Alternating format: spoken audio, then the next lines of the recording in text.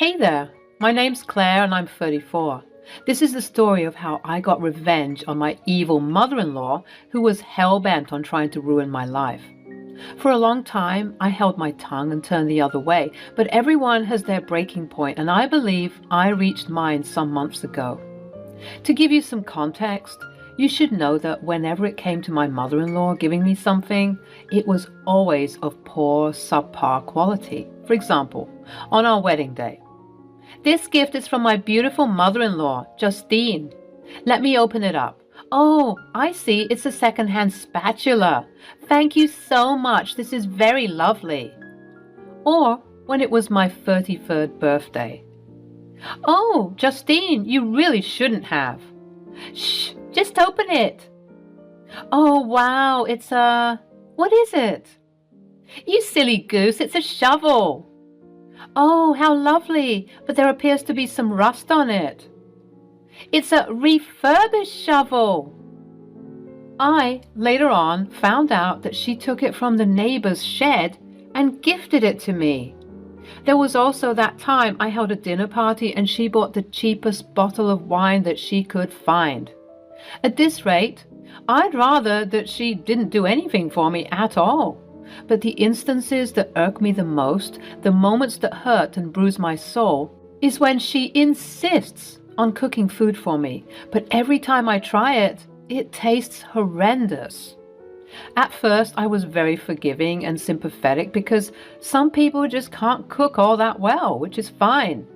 I thought that since it was coming from a genuine place of wanting to cook for someone you love, it didn't matter how it tasted, but the thought behind it.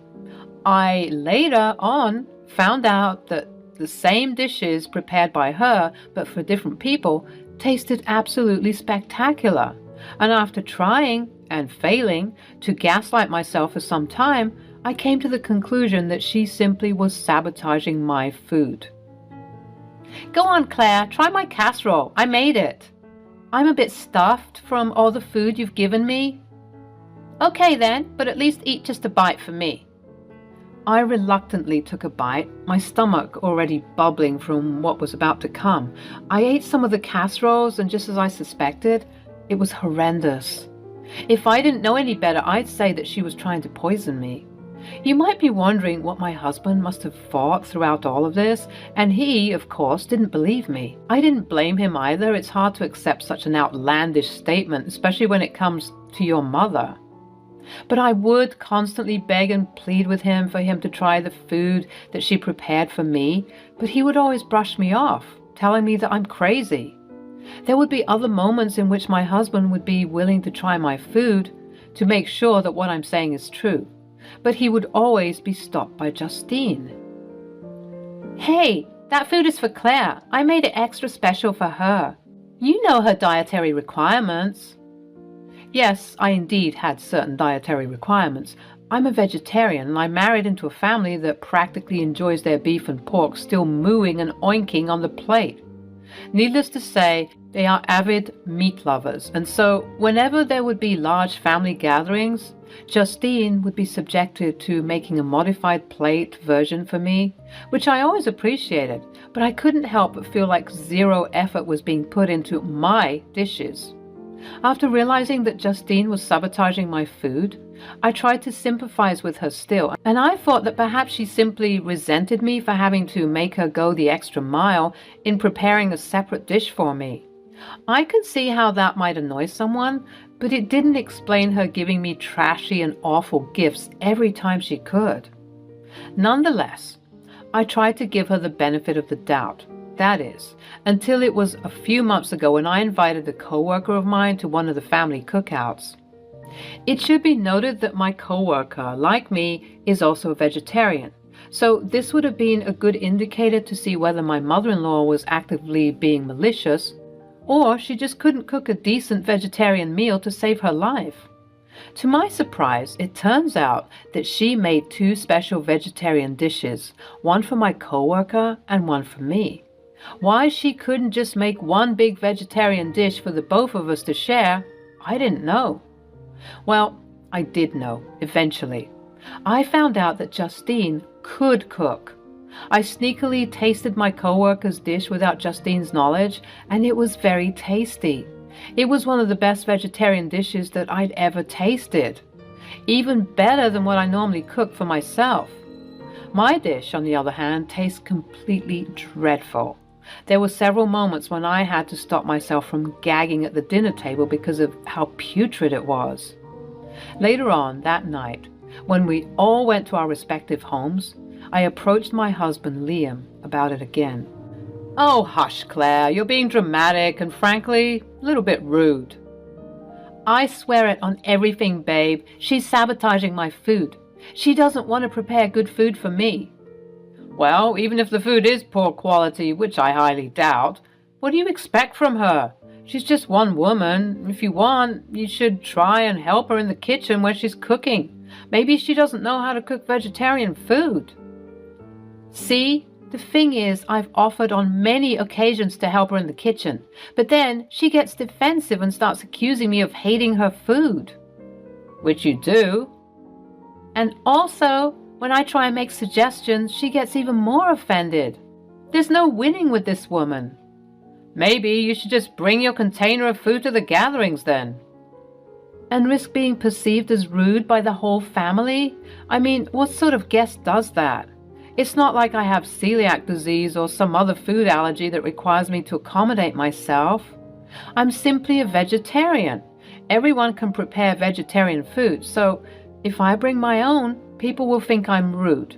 Also, remember my coworker? Lucy? She was lovely." "Yeah, well, guess what? The food was also lovely. You know, her vegetarian food." Liam paused to truly contemplate what was going on. He sat down on the bed and pondered some more. "Well, say something." "Okay, you're my wife and you know that I love you. I want to believe you, but I think that this is all just in your head. I get that my mother can be a bit unique with her gift-giving abilities, but going as far as to sabotage your food, that's really low and dangerous too, right?" "Exactly. This one time, I swear to God, I smelt bleach in my food. I had to excuse myself to the bathroom for the remainder of the dinner party to avoid eating it." "Claire, I think that because you two are not on the best of terms, you see her in a different light than most of us do. My mother is a great chef." "I don't disagree. In fact, after tasting some of my coworkers' food tonight, I'm convinced that she can do a splendid job. But for some reason, when it comes to me, she doesn't want to cook properly." "Enough. I won't hear you slander my mother any longer. She's an amazing cook. You're being delusional." I was fed up. How many times did I need to try and convince my husband that I was telling the truth? I decided that I had to show him what I was saying was correct, and so I patiently waited for the next family gathering to ensue so that I could make my move. It was approximately a month later when I'd get a call from my mother-in-law. "Claire, darling, how are you?" "I'm doing well, thank you. And you?" "I'm excited. As you know, we're holding another family gathering this weekend. Uncle JJ just returned from his job posting in France, and now we have to celebrate. Please tell me that you and Liam can make it." "Oh, Justine, you know we wouldn't miss it for the world." "Oh, wonderful. Uncle JJ didn't want anything fancy despite coming from France. You can imagine. So we're just going to have things like sliders and sandwiches, very casual. You can even invite your coworker friend again. She was darling. Unfortunately, she won't be able to make it this time around, but Liam and I will be there." "Oh, what a shame, but I'm glad you two will be coming. Oh, and one more thing. Before I forget, I have decided to buy you some special plates so that it would be easier for me to distinguish between vegetarian and non-vegetarian dishes. They're very beautiful and navy blue. You'll love them." "Not an issue, Justine. Thank you for being so gracious." "Alrighty then. See you soon." I hung up the phone. In any other circumstance, I wouldn't have minded having different plates from everyone else. It's just a plate after all. But considering what I knew about her sabotaging me, I knew that having different plates was just another way of her trying to alienate me from everyone else. Everyone else in the family enjoys their meals thoroughly, but mine are always lousy and pathetic. So when I complain, I look snobbish and uptight. But that is not the case. I know that rumors have been going around of me being bratty, and I wish that I could just share my food with them for them to see that what I'm being served is not right. But Justine is always watching like a hawk, and for some reason, she gets extremely upset and offended when I try and offer my food to someone to taste or when I don't finish my food. Thankfully, there have been times when I had managed to escape, but unfortunately, more often than not, I'd have to chug the food down as quickly as I could, just so I could avoid tasting what I was putting in my stomach. Whenever I come over, I dread it, and I always anticipate going home, scrubbing my mouth clean, and making some proper food for myself. But this upcoming weekend, I wasn't feeling that dread. On the contrary, I was rather excited because I had the plan to show everyone for once and for all that I wasn't crazy, rude, or dramatic. I had genuine concerns that weren't being met, and everyone needed to see that. The weekend came, and as usual, Liam and I brought our signature coleslaw to the barbecue. There were steaks and sausages and chickens everywhere. As a vegetarian, it was slightly overwhelming to be surrounded by so much meat, even though I was used to it by now. It seemed as though Justine went all out this time for Uncle JJ's return, because even the meat lovers were like, "This is way too much meat." Nonetheless, the party was great. I was beginning to enjoy myself by chatting trivially with some in-laws as well as playing with my nieces and nephews. But the time finally came when Justine would call for everyone to come and sit at the big dining table set up outside for everyone to sit at. When she called for us, my stomach began to rumble. That all too familiar feeling of dread and disgust, but I quelled it, and I forced myself to smile and sit calmly and happily next to Liam. "You see, Claire, everyone's having a good time. Hell, I even saw you enjoying yourself. Just relax and let loose. Mom worked hard on this, and I'm sure your food would taste good if you just adopted a more positive attitude." At this point, I was getting sick of hearing Liam preach on his high horse, having no idea what it was like dealing with his mother and being forced to eat the dreadful food. But I had a plan that was about to go down. Justine proceeded to bring out the food, with the help of the older children who loved bringing out the dishes. Justine herself brought out mine and Liam's plates, and just as she had said on the phone, my plate was a beautiful navy blue. Unfortunately, this was a stark contrast against the other white plates that were all around the table, but that didn't matter to me at the moment, as I was ready to enact my revenge. Just as everyone was settled down at the table and grace had been said, people were ready to eat when I suddenly cried out, "Oh my goodness! Is that a snake?" Everyone was startled in their seats. The children began to squeal in excitement as they were all rushed inside, with some of them fighting back, eager to see the snake.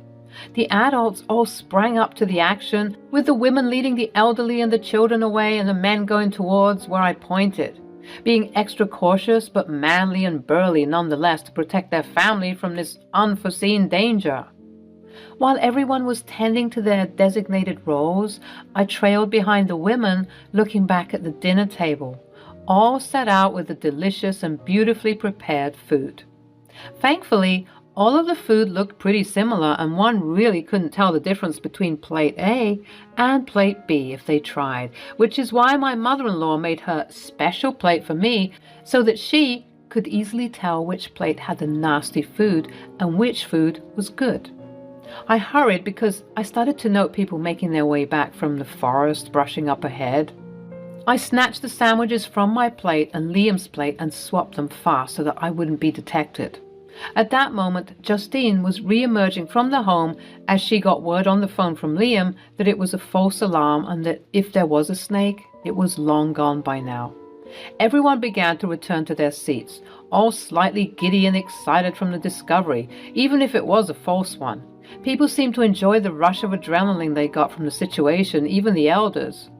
Everyone re-situated themselves in their seats, and I said, My bad, everyone. I must have not seen the ground properly. Please excuse the disturbance. Everyone responded quite well to the disturbance, not being too irritated with having their eating time disturbed by a false alarm. It's no issue, honey. Better safe than sorry. And everyone seemed to have enjoyed the little thrill of being greeted by a snake. Perhaps it smelled all the meat and decided to join in.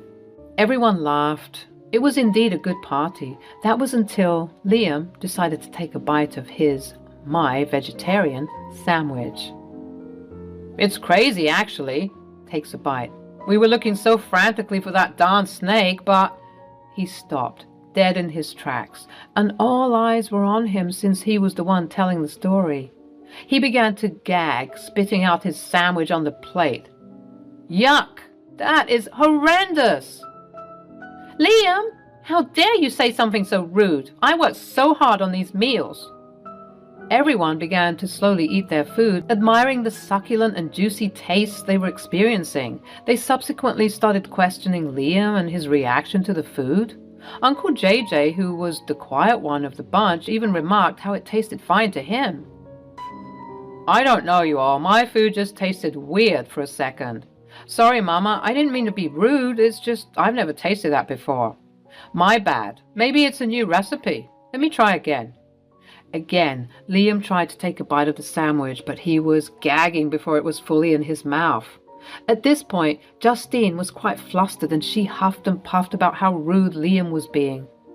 Mom, I'm sorry, but I can't eat that. I don't know what's wrong with me, but maybe it isn't me. Maybe this sandwich is just off. Nonsense! My food is never off. Except it is.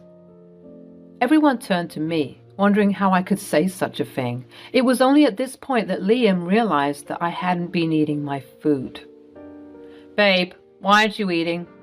Because I can't eat it. It has meat in it. The table all shared confused looks, and I saw the realization in Liam's eyes. Mom, have you been sabotaging Claire's food? Everyone gasped, almost in unison, and Justine began to start shouting. Liam, I don't know what's gotten into you. Maybe it's your spoiled and rotten wife who has convinced you to do this, but I will not have it. Do you hear me? Apologize for this instant. No, Mom, it's your food that is spoiled and rotten. Claire was right all along, you guys. Here, Uncle JJ, taste this. Liam handed over his sandwich to Uncle JJ, who tried to take a bite but had to stop himself from throwing up all over the table. At that moment, Justine's eyes snapped to me, and she said with venom in her words, What have you done? I should be asking you what you've done. You're the one who's been sabotaging my meals so that every time I come here, I'm in despair. Attention, everybody. I have to come clean. I made a false report about the snake. Yes, I'm so sorry for lying to you all, but I needed a distraction. You see, ever since I became part of this family, Justine has been sabotaging and poisoning my food. Everyone sounded shocked. It's true. I have had my suspicions for a long time, and you all might have thought that I was being snobbish, but just taste the sandwich that Justine made for me if you can even stomach it. By the time I finished my sentence, the sandwich had already made a couple of rotations amongst the men and women. After they had their reactions of gagging and dry heaving, they recommended that the elderly and the children needn't partake due to how rancid the food smelled, with even one family member wanting to go to the hospital. Your move, Justine. All right, fine, you caught me. I was sabotaging your food as you claim. Why on earth would you do that? Because she hates me. She's always had it out for me since day one. At that moment, Liam began to look green. He bent over and began vomiting all over the grass. After he was done, he flopped down on the patio sofa. Mom, what did you put in that sandwich? Liam, oh God, are you okay? This sandwich wasn't meant for you. I'm so sorry. I'm so sorry. Everyone, please forgive me. Uncle JJ's homecoming had to be cut short as several family members had to escort Liam to the hospital. It turns out that putting rancid mushrooms with a hint of cat feces does not do well in the human body. Liam was hospitalized for some time as he was recovering from this food poisoning, and my mother-in-law was consequently jailed for her part to play in this after giving her full confession. The events of that day let me know that this lady was willing to kill me due to her unbridled hatred of me. Had it been me, she would have been lollygagging until the sunset. But because it was her son, she was doing everything in her power to rectify her mistake. But it was too late. The damage had already been done. Thankfully, my husband made a full recovery and all. While I would visit him in the hospital, he would apologize profusely for not believing in me when I said that his mother would sabotage my food. His mother was trying to post bail, but the other family members wouldn't allow it, saying that she needed to sit there for some time and think about what she'd done. People who go and visit her always inform me of how sorry she is, and that seeing her son in such distress made her realize her erroneous ways. I, for one, am not accepting such an apology because it had to take her seeing her son in pain for her to realize that what she was doing was wrong. You mean to tell me that for all these years, not once did she stop and think that she was being evil? Lord knows what else she's been putting in my food. And I've had to stomach it for the longest time, often vomiting in secret and missing days of work just to nurse myself back to health. After revealing all of this to my husband, he felt even more sorry for me and promised to always believe me from now on. I'm just glad that I managed to teach 2 lessons. 1, always listen to your wife. And 2, don't mess with me because you might end up in jail.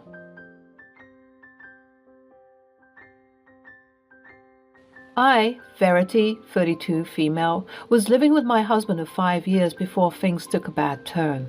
Things were great for us in the beginning, but everything changed once my husband, Bernard, got a promotion.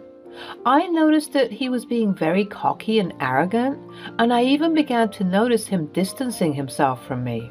I talked to my mother-in-law, who I trust very much, about the situation.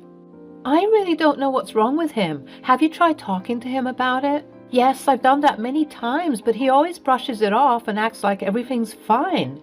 And when I suggest stricter means, like going to a couples counselor, he gets really angry. Oh goodness, that doesn't sound at all like my precious Bernard. Yeah, maybe because you coddle him too much and those rose-colored glasses you got on prevent you from seeing the truth. Anyways, things were going awry for some time after he got his big promotion. A couple of months after enduring his insufferable behavior, I found some alarming news on Bernard's phone. I was cleaning the bedroom and I noted that he had left his phone dangerously close to the edge of the bedside table. I moved it, but at that moment I saw him getting a text from someone named Pizza Hut. How peculiar, I thought to myself. My curiosity got the better of me and I opened the message to see a slew of horrid things going on. My husband was cheating on me. I saw the myriad of texts and inappropriate pictures. They were flooding my eyes and it was all so overwhelming. At that moment, I heard some heavy footsteps coming towards the door. I quickly locked the phone and put it back where I found it. Bernard came in.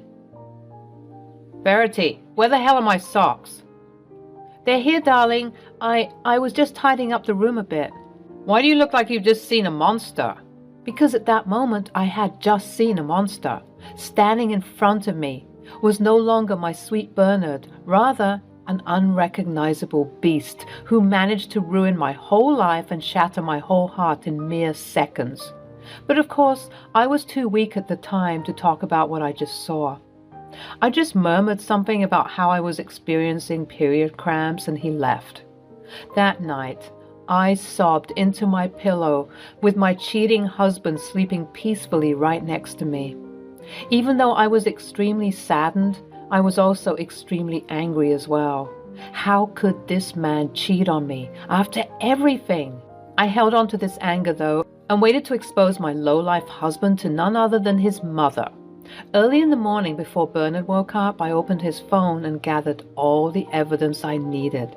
Turns out that his mistress's name is Rita. I sent all of the information to my phone, put his phone back where I found it, and waited patiently for Deborah to arrive. Deborah arrived shortly after Bernard left for work. When I showed her all the horrible things I found, she too shared the same look of horror and disgust that I held when collecting all of this data. After moments of complete shock, she spoke up. "We need to do something about this. He's absolutely gone crazy." I'm so hurt, Deborah. "I know, my baby, but we'll get through this. I'll call him right now." Deborah proceeded to call Bernard. She put him on loudspeaker. "Bernard, I swear to God, all of this better be some stupid and sick prank, because if any of this turns out to be true, I don't know how I will look you in the face again." "Mom, slow down. What are you talking about?" "Who the hell is Rita?" There was a silence, and although nothing was said, everything was indeed confirmed. He was cheating on me. And by the looks of it, it had been that way for quite a while now. "You better get back home right this instant. We need to have this discussion face to face." Deborah hung up the phone, and for the next 30 minutes, while waiting for Bernard to return, I was completely inconsolable. Bernard finally arrived home, but he appeared to have a special surprise with him. He brought Rita. "What is the meaning of this? Is this the wench?" "Don't call her that, Mom. I love her." "What did you just say?" "Yes, Verity, I'm sorry you had to find out this way, but I guess now is about as good a time as ever. I am in love with Rita. She makes me happy. Lately, I've realized that I am at a higher status than most of the things of my past life. I have to elevate myself, and to put things lightly, you're like the older version of a gaming console. Rita is like the PS5. "Bernard, what are you saying right now? Do you know what you've put Verity through? And you? How dare you get with a married man? Have you no shame?" "Well, Mom, I believe that we're soulmates. He's in love with me and I'm in love with him. We're going to start a family together." "Oh, so you think that you're going to change this man?" "Newsflash, honey, a cheater will always be a cheater. And based on what he's just said, he will always be searching for the bigger and better and newer thing. You're not special, sweetie. Take my advice and leave now before things get worse. I can see that you're young. You still have your life ahead of you. You can't be tied to a sick man like this." "Enough! I know you're hurt, Verity, but it's not my fault you let yourself go. You have to understand, as a man, I have needs, and Rita gives them all to me. I guess this all goes without saying, but I want a divorce." As if my heart couldn't shatter anymore, it miraculously did. I was too stunned to say anything. Again, I began to zone out of this dreadful situation, but in the peripherals of my mind, I could hear barely audible shouting from Deborah and Bernard going back and forth. After some shouting, I received a text from my family lawyer. A great uncle of mine had recently passed away, and part of his will indicated that once the inheritance money had been properly divided amongst the appropriate individuals, only then will the actual amount be disclosed to the recipient. I found this to be particularly annoying, but that was just my great uncle Henry. He had a knack for being dramatic. The text read, "Dearest Verity, as always, I hope you're well. As you know, your great uncle Henry has left some inheritance money for you, but unfortunately, it's going to take a bit longer than expected to process the proper funds. Some of your family members are arguing about who gets to keep what. Please call for further clarifications if need be. Take care." Knowing my crazy and toxic family, I highly doubt that there'd be any money left over for me. I was always last place, and the same rang true for my failed marriage. I zoned back in to hear more commotion. "Verity, are you even listening?" "What is there to listen to? Bernard has shown us who he is, right? He doesn't want to be with me anymore, right? That's that. I can't fight for someone who won't even fight for me, for us. But I will say this, Bernard. By the time your karma is finished with you, you will wish you'd never been born. I'm done here." And with that, I gathered up whatever strength I had left, went to my room to pack up some of my things, and walked out the front door. As I was leaving, Deborah was calling after me, assuring me that everything will be fixed. Bless her heart. She still believed that part of her sweet baby boy was still alive. but alas, all that I saw was a hollow shell of a man. For the next couple of weeks, I rented cheap motel rooms, and all the while, Bernard began processing the divorce papers. Bernard had friends who could help speed up the process. He acknowledged that this was hard for me, and he wanted to speed up this process as fast as possible so that I didn't have to suffer any longer. Sounds to me like a guilty conscience. At this point, I was so drained. I had cried all of my tears out.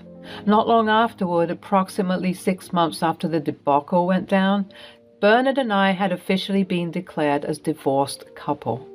Throughout the whole debacle of who would get what and what would be split, I decided to be cordial about everything. Part of the reason why the process was fast was that, surprisingly enough, we were very agreeable about most things. Bernard, being the selfish guy he was, wanted to keep most of his money, knowing that I didn't have a dime to my name, considering I was a housewife. Even though this was the case, I desired none of that money, because it was the same money that caused him to be so selfish and evil. Well, I guess that settles it then. It was nice knowing you, Verity. I hope you take care of yourself. I hope you rot in hell where you belong. I have no desire to keep in contact with you, so please refrain from doing so.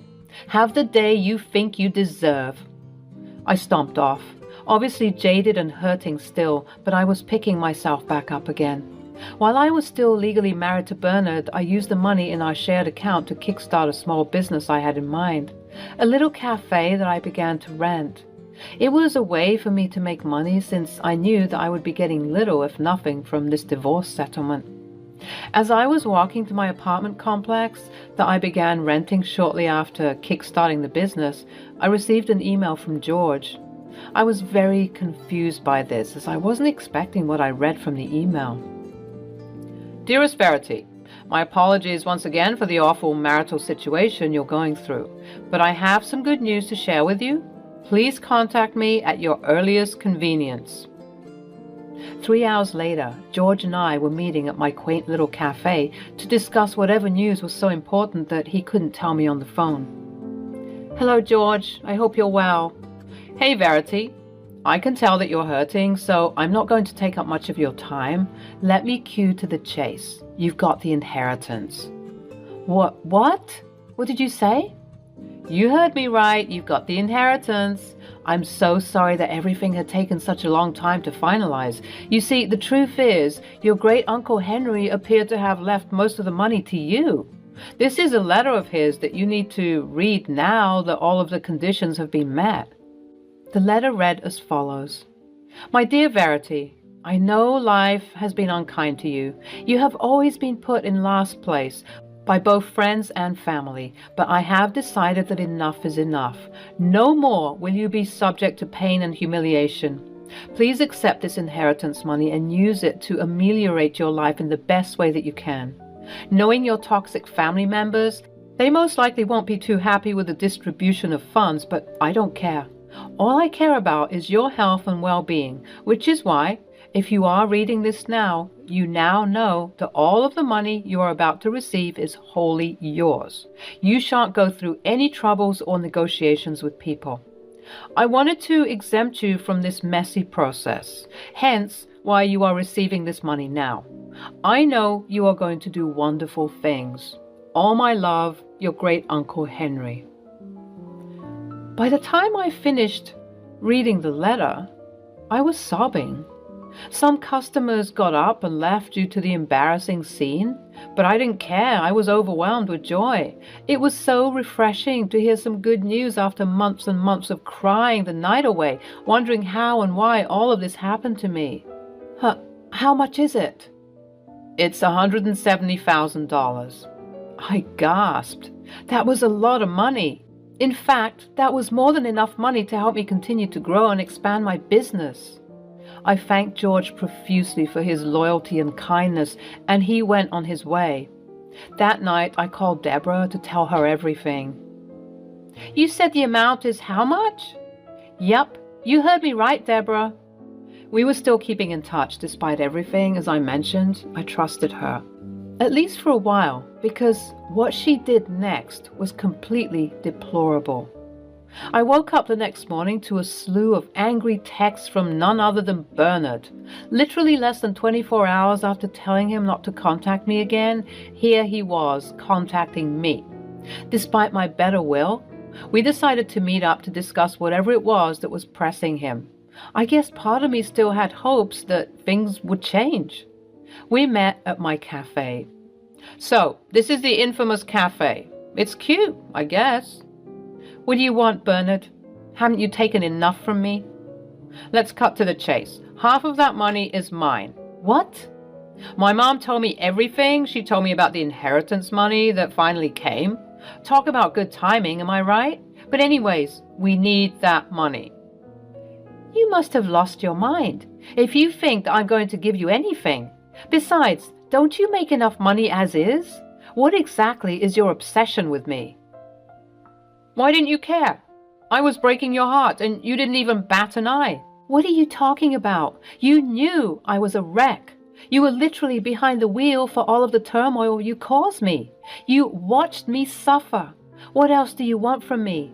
When will you be satisfied? When you see me in my coffin? Enough. I don't have time for this. Just give me my money and I'll be on my way. I need the money for my wedding to Rita. What exactly makes you think that you're entitled to this money? Are you sick in the head? The inheritance situation was happening whilst we were still married, so technically that money belongs to me. I paused. I felt embarrassed. I didn't know the technicalities like that. Was something like that possible? So, give me my money. If I'm ever going to give you any money, we'll need a lawyer present. I've heard what you've said. Go home. I will contact you in the morning. Bernard begrudgingly left, angry because he couldn't control me any longer. If we'd still been married, I would have given him my kidney if he asked me, but now I can't even look this man in the eye without feeling disgusted. In the morning, I called George, as well as the lawyers who were helping us out with the divorce. I explained my situation, and everyone agreed in unison that what Bernard was doing wasn't logical or right, because the inheritance money was finalized after signing the divorce papers, and any money that comes my way is mine, which is exactly what I thought. But Bernard tried to gaslight me into believing that I owed him anything. Angrily, I drove to the house that I used to call home for 5 years, and I knocked on the door. Eventually, someone answered. Oh, hell. Move. I'm not here for you. I'm here for your evil fiancé. What is the meaning of this? Don't you dare come into my house and cause a ruckus. Oh, you mean our house? The house that we built together. You have a lot of nerve treating me the way you do, as if I wasn't good to you. I genuinely believed that you should get your head checked because there are some screws loose. Where is your mother? At that moment, like clockwork, Deborah came out of the kitchen. Now, what's all this noise I'm hearing? Deborah, how could you do this to me? What do you mean? You told your trifling son about the inheritance money. What for? Don't speak to me about my son that way. And I told him because, well, I believe that perhaps we could partake in some of that money. I should have known where Bernard got his cheating habit from. I guess the apple didn't fall far from the tree.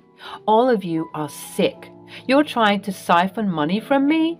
I'm struggling to keep afloat and something good has happened to me for once in my life, and you people want to take that away from me. Well, too bad.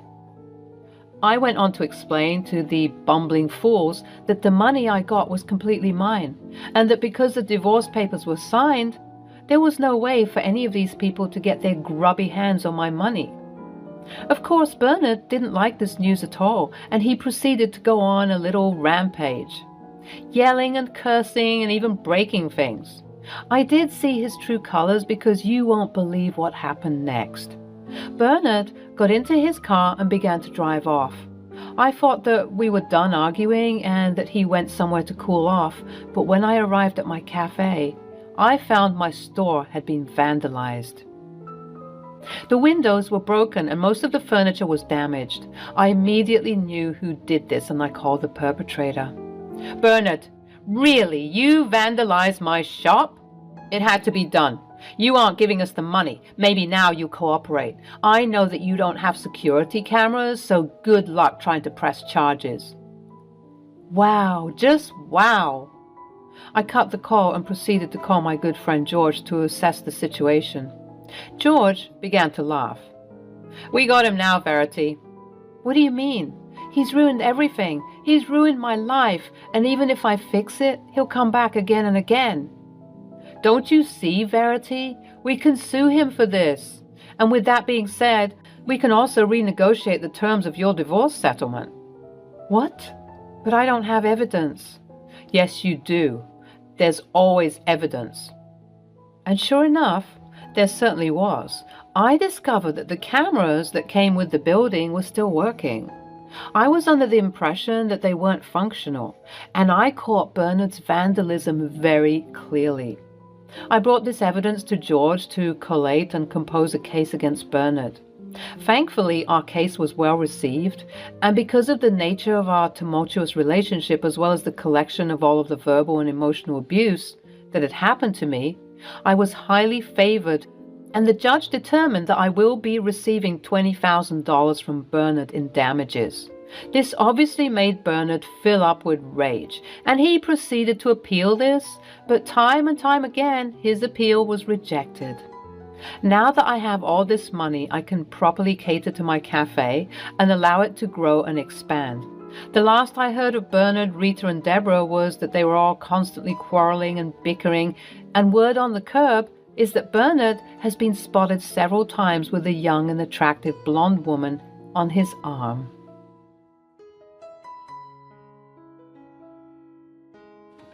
"Hey, Henry, how come you're home early? I thought you'd be back on Sunday." He got pissed off at me. "This is my house. I can come and go anytime I want. I don't need to give you any justification for that." "Why are you unnecessarily getting angry?" "I was asking this because you said you'd be away for the weekend." "Just shut up. I don't want to waste my time talking to you. Get dinner for me." "Henry, I did not cook dinner because I had some leftover food from the morning." "Oh, I knew it. I knew that you spend the day sluggishly watching TV and doing nothing when I'm away. You are such a lazy woman." "Why are you saying such filthy things to me? Give me 15 minutes, I'll cook something for you." "I gave this comfortable life to you, you damn ungrateful woman." "Hi, my name is Martina. I'm a 40-year-old woman. I've been married to Henry for the last 10 years. I was raised by my mother single-handedly, so I started working after passing out of high school. Although my mother insisted that I go to college, I thought that it would be too much of a burden on her. I started working as a cashier in a local supermarket. Although the initial salary was low, I lived frugally and saved the most of it. I worked very hard in my job, extended the shifts, and sometimes worked in 2 shifts during peak sales seasons. Gradually, I started looking at the accounts of the supermarket as I had taken some finance classes from a friend. The owner of the supermarket was impressed by my hard work and dedication. After a while, I was promoted to the position of manager at the supermarket, where I took care of the inventory, accounts, and the staff. One day, a man lost his wallet at the supermarket and was yelling at one of my staff. "I kept the wallet right here. How did it vanish? Is there no safety in your supermarket?" "But sir, the customers should take care of their belongings." "What the hell?" Hearing the commotion, a crowd gathered near the aisle. I rushed to the spot and intervened. "Hello, sir. I'm the manager of this supermarket. Please come aside. Let me help you." "Well, I kept my wallet in one of these racks to pick up something, and when I turned back, I didn't find the wallet. It is your responsibility to help me get back my wallet." I nodded. While he continued to rant about his lost wallet, I quickly messaged my security department to fetch the CCTV footage of the last 10 minutes of the particular aisle. I also asked them to call the local police patrol of the area. "Are you even listening to me? I want my wallet, as it is stolen at your supermarket." Sure, sir. We already have captured the footage and the face of the suspect. The police will be here in a minute and we would share the details of the suspect. By then, the police arrived and the security guard shared the details with the police. The police identified the person on the footage to be a local thief. They took the details of the man and they all left. The next day, when I was just doing my usual work at the supermarket, the same guy showed up. Hey, I didn't get a chance to thank you yesterday. Oh, did you get the wallet? Yeah. The police nabbed the thief from the other lane. He was not able to go too far. The police said that it was due to your quick reaction in alerting the police and providing them with the CCTV footage. The thief was caught, and I got the wallet back. So, thank you so much. I blushed at his kind words. Well, I was just doing my job. I'm glad that I could help you. I'm sorry that I yelled at you yesterday. I was in a panic. I'm new at this place and the wallet had my ID and credit cards. No worries, I understand. Hey, may I know your name? My name is Martina. Martina, my name is Henry. I live 2 buildings away from this place. Would you mind having a coffee with me, please? I just want to thank you for your help. This is how our story began. Henry shifted to that place a week ago, and then we accidentally met at the supermarket. Initially, I refused to go out with him, but then he insisted and I went to the nearby cafe. I liked his grateful nature. Gradually, we started officially dating. After a few months, when my rental agreement expired, Henry suggested that I move in with him. Those were the best days of my life. Before we knew it, we fell in love. Henry worked at an IT company, so he had a busy schedule, but we spent our weekends partying and enjoying our life like there was no tomorrow. We dated for 2 years. One day, I was having a regular conversation with my mom over the phone, and she told me, Martina, after your dad passed away, I dedicated my life to your upbringing. It gives me so much joy to see you as an independent woman. What happened, Mom? Why are you talking like this? Honey, I'm getting old. I'm worried that if I die, you'll be left alone as you don't have anyone else to support you. Mom, don't worry about me. Besides, you're not dying anytime soon. You're still very young. Honey, it's time for you to think about getting married. I want to see you as a bride before dying. I got uncomfortable with this. Mom, stop it. Although I shrugged her off, I got tensed.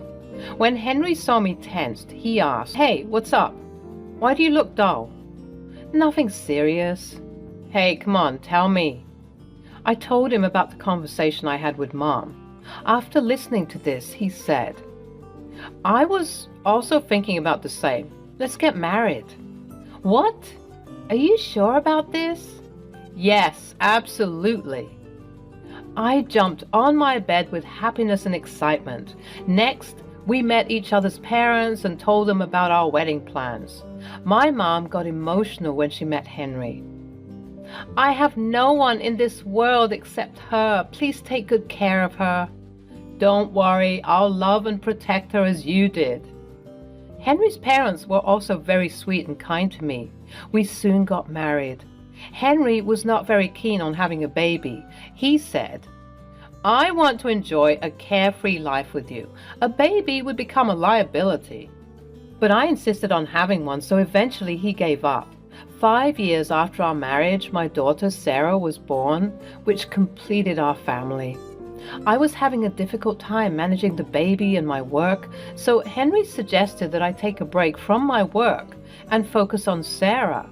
Henry assured me that he earned well enough for the family to lead a decent life. I left my job to take care of Sarah and the house full time. Henry was terrible at household work. His house was a mess before I moved in. He always blamed his busy schedule for the mess, saying, I'm so busy with my work that I don't get time to clean the house. So I was the one who did the household chores, but Henry helped me whenever he was free. When I was pregnant, Henry went out of his way to take care of me. Besides, he was always grateful to me to take care of the house so well. So I had no complaints. After I left the job, Henry gradually stopped doing anything at home. Even when I asked him to get some groceries while returning from the office, he refused. "Honey, I'm tired. Why don't you get it by yourself?" I did not complain to him because he was always polite, but eventually his tone got rough. Now, when I asked him for any help, he would rebuke me. "You're becoming lazy, sitting at home." I wonder what brought this change in his attitude. Initially, I thought that he was upset because I could not give enough time to him. I was busy taking care of my daughter. Before Sarah was born, Henry and I spent our weekends partying, trekking, and traveling to new places.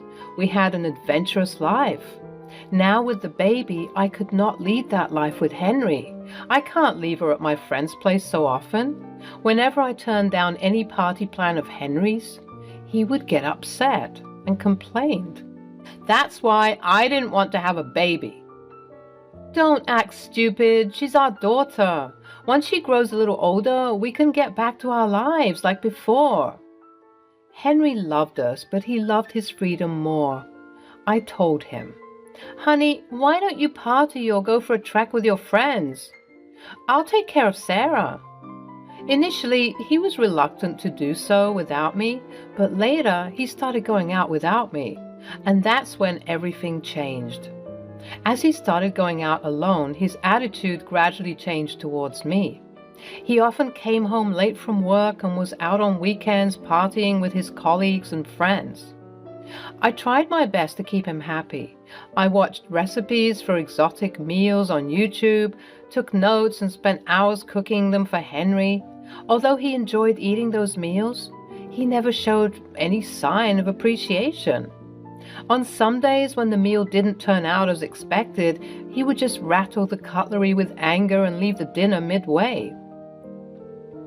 He started complaining about anything and everything at home. Suddenly, he started hating the meals I cooked. He pointed out faults in my cleaning, laundry, cooking, and everything else. I kept wondering to myself if this was all my mistake because I was faltering at the household chores. I told myself that Henry worked hard to give us a comfortable life, so this is the least I could do for him. But no matter what I did for him, he was never happy. He had nothing but complaints for me. His words were mostly these: "This house is a mess. Why are my clothes not ironed properly? This food tastes horrible. The dishes are so dirty. You look clumsy these days." I thought of divorcing Henry, but after staying with him for so many years, I was scared of living alone. I was scared that I'll not be able to take care of Sarah all by myself. My mom passed away 2 years ago, hence I had no one to go to. I could not share my problems with anyone. I felt lonely. Years passed, but Henry showed no sign of remorse. His attitude became worse with every passing day. Gradually, I lost all my love and respect for him. I wanted to move out, but I didn't want my daughter to grow up in poverty. I wasn't sure if I would be able to give her a decent life. I desperately wanted Sarah to grow up so that I could get out of this situation. Until then, I had no option but to put up with Henry's nonsense. But one day, Henry crossed all his limits. He was away on a weekend trip with his friends, so I didn't prepare dinner that day. I had leftover food from lunch which I thought to have for dinner, but he showed up out of nowhere. "Hey, Henry, how come you're home early? I thought you would be back on Sunday." He got pissed off at me. "This is my house. I can come and go anytime I want. I don't need to give you any justification for that." This was the tone in which he talked to me these days. "Why are you unnecessarily getting angry? I was asking this because you said you'd be away for the weekend." "Just shut up. I don't want to waste my time talking to you. Get dinner for me." "Henry, I did not cook dinner because I had some leftover food from the morning." "Oh, I knew it. I knew that you spend the day sluggishly watching TV and doing nothing when I'm away. You are such a lazy woman." Why are you saying such filthy things to me? Give me 15 minutes, I'll cook something for you. Don't you dare talk back to me, you clumsy woman. Henry, what's wrong with you? There's nothing wrong with me. Just look at my house. You have made this a filthy place. It stinks everywhere. The house is cluttered with Sarah's toys. Isn't it natural to have toys littered around in a house when you have kids? He went towards the kitchen and took a plate from the sink and said, Sarah doesn't play with these plates, right? Then why is this plate lying dirty in the sink? Why didn't you clean it? I was perplexed by this. There was just one plate in the sink, and I thought of washing it after dinner. I never realized that Henry would make such a fuss out of this. Henry, it is just one plate. Why are you making such a big deal out of this? Hearing this, he rushed to the refrigerator, opened it wide, and yelled, It is not just one plate. My fridge stinks. He then took the stuff out from the fridge one by one and threw them on the floor, saying, I'll throw all this trash away. You have made my fridge a trash bin. I just stood there baffled. I didn't know how to react to Henry's sudden madness. He then took the leftover food and threw it into the sink. I could not control my anger. Henry, please stop this ruckus. Your house was filthy when I moved in. It was filled with empty cans, bottles, and wrappers. I cleaned it and made this place a home. I did your laundry, cooked meals for you, and did the dishes, even before we were married. I managed my work along with all these household chores. He interrupted. I gave this comfortable life to you, you ungrateful woman. You were living in that tiny, shabby apartment. I took pity on you and gave you shelter in my luxurious apartment. I work with the smartest woman in IT, yet I married a low-qualified cashier like you. I took you to places where you could have never imagined with your meager income. He went on. So stop complaining to me. You should be grateful to me for all these favors and serve me as an obedient homemaker. I felt humiliated. Tears welled up in my eyes and I broke down. I could only manage to say, Henry, I thought you did all this because you were in love. I didn't realize that you were doing me any favors. Don't start your crap. A woman like you uses emotions to trap people. That's what you did to me. You trapped me. Saying this, he stormed out of the house and was away all night. I spent the night crying in despair, thinking about the happy days I spent with Henry. I missed my mom terribly. The next day, Henry came home, and as soon as I opened the door, he shoved the divorce papers in my face and yelled, Just sign these papers and leave my house. I was emotionally drained and had no energy left to indulge in any further conversation with Henry. I took the papers and said, Okay, I'll sign. He was not expecting that I would agree to a divorce without hesitance. My calmness annoyed him, and he shouted, Good that you agreed to the divorce, else I would have made your life miserable. Now I'll be living my life freely and peacefully. I was trapped under this whole crap of marriage. I packed my bags, and while leaving the house, I handed over an envelope to Henry. I kept it on the table in front of him and said, I'll send the signed divorce papers after including my terms. What? What do you mean by your terms? You are not getting anything from me. You have been a parasite and sucked on my money for so many years. You won't get a penny from me. Speak to my lawyer in court. What the hell? What's there in this envelope? He opened the envelope and was shocked to see what was inside it. The envelope had a copy of all the pieces of evidence I received from the investigating agency. Yes, I hired an agency to find out the truth behind Henry's changing attitude. The agency sent me the details of Henry's infidelity. I got the evidence that morning before Henry came home. I was shattered by the photo evidence which showed that Henry cheated on me and spent his weekends with different women. Despite Henry's rude behavior, I was okay to give him another chance, but I could not bear his unfaithfulness. Hence, I accepted the divorce at once. Henry carefully checked all the evidence and said nonchalantly, "But I was not serious with any of them. I just had fun with them." I was baffled by his words. I could not control my anger. "You cheated on me. I was considerate to let you go for late-night parties and vacations without me. Instead of being grateful to me, you cheated on me. It was all your fault. You became a potato bag after the baby. You refused to party with me outside. You didn't come for the treks. I sacrificed those late-night parties and treks for our daughter. I wish you realized your duties as a father, too." Saying this, I took Sarah into my arms and left the house. I checked into a hotel for a few days and called up my ex-boss, the owner of the supermarket where I worked earlier. I told him about my situation and he was shocked to know this. He gave me a job in inventory management in the same supermarket. As I knew everyone there, it was not difficult for me to resume my work. My boss offered me temporary accommodation at an apartment that had just been vacated by his previous tenants. Meanwhile, I hired a lawyer and sent my divorce terms to Henry. The lawyer helped me demand child support and good alimony on the grounds of Henry's infidelity.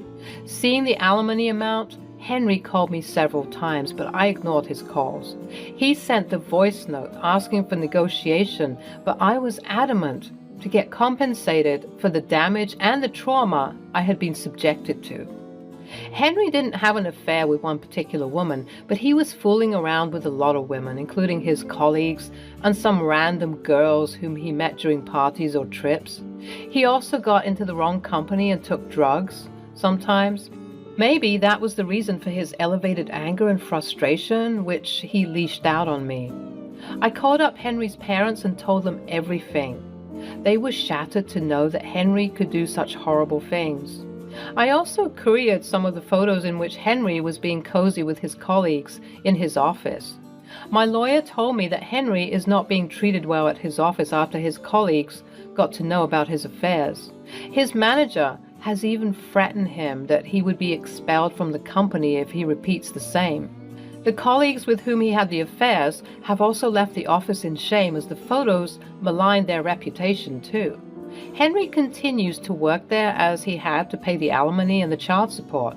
After a few months, I got an email from Henry. "Hey, Martina, I'm sorry for what I did to you. When you were with me, I did not realize your importance. I'm grateful to you for doing everything for me, from cleaning, laundry, dishes, and the meals you prepared for me. You made my place a home to live in. Without you, the place has again become a mess. I miss you." Although the email made me emotional, I did not think of getting back to Henry. He missed me because I took care of him and his house. He treated me like a doormat when I was with him. My self-confidence was crushed by his ego and attitude. I don't want to go back to that life where my daughter sees me treated like a doormat. I want to raise her in an environment where she understands the value of self-worth. I have got an apartment from my savings and from the alimony. I'm able to lead a decent life and provide a good education to my daughter with my income and child support. I wish to see my daughter grow up to be a confident and independent woman. Hi, my name's Abigail. I'm currently 35 years old, but the story I'm about to tell you took place 2 years ago when I was still married to my low-life husband and subsequently still in the presence of my horrid mother-in-law who mistreated me constantly. This is the story of how I finally grew a backbone and got my revenge. I remember that day so vividly. I was already anxious about the hosting I would have to do, as my mother-in-law was making one of her customary visits for coffee. I was already feeling anxious, and my husband wasn't making me feel better when he said this. "Babe, I don't think that this is working." "What do you mean, honey?" "Yeah, I just don't feel like you're listening to me, even after I give you the simplest instructions. This isn't going to work. I'm so sorry." There was silence. I was anticipating those two words that were going to completely shatter me into an irreparable mess. "It's over." Those words were ringing in my head over and over and over again. I was almost begging him to just outright say it. Rip off the Band-Aid, so to speak. That's how much I was anticipating those words that would have felt like daggers. I don't think that this tablecloth is going to work for when my mom comes to town. I told you to get the blue floral set, not the yellow one. Why don't you ever listen to me? You know, when you love someone, but you just want to strangle them, yeah, this was me at the time. Except I felt the love dissipating after every tiresome hour of living with my low-life husband. My husband had a funny way of toying with me. Some might even call it sadistic, but I just call it cruel. He would keep me on my toes, always on the edge of an anxiety attack with his empty attempts of leaving me. He would do this knowing that unfortunately without him, I would be nothing. I, in my early 20s, made the stupid decision to forego my dreams of becoming a cafe owner. I had it all planned out. The theme would be warm chestnut with an inviting ambience, and the small, quaint place would always smell freshly baked brownies and freshly brewed coffee.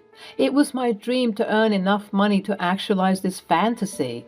And my husband, then boyfriend, with whom I was madly in love, was supportive of this idea, or at least I thought he was. You see, whenever I would tell him about my passion, he would share my elated tone with me, but he would quickly follow up with some suggestions, so to speak. Hey, yeah, that sounds great. Or we could opt for a simple lifestyle, you know. I always dreamt of living in the suburbs and coming home to freshly cooked meals every day. We would live in a big house with 3 kids and 2 dogs, one big one, one small one, and you wouldn't have to worry about lifting a finger. All you'd have to do is take care of the house, the kids, and me, of course. God, why I ever found such a statement endearing or charming beats me. Looking back at it now, I believe that I was bamboozled, folks, tricked and hoodwinked into believing that this man had any pure intentions when he said those words. I'll admit, my less than well-developed prefrontal cortex saw this behavior as cute. And once I heard that I was going to live a soft life in a big home with 3 kids and 2 dogs, one big one, one small one, I was sold. I loved the bakery idea with all of my heart, but I didn't realize that James was slowly chipping away at my independence and turning me into his obedient slave that would answer his every beck and call. I'm 33 now, and I realize that I married a low-life man-child who still depends on his mommy for very basic things.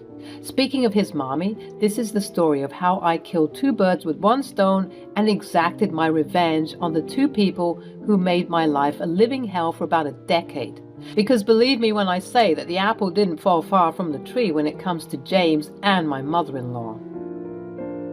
I'm so sorry, James. I completely forgot that you wanted the blue floral set. I've just been so busy trying to prepare the house from when she comes into town. It completely slipped my mind. I'm so sorry. Whatever, it's fine. I don't expect you to know much about these things anyways. I mean, you didn't even finish college, for God's sake. That stung, I'll admit.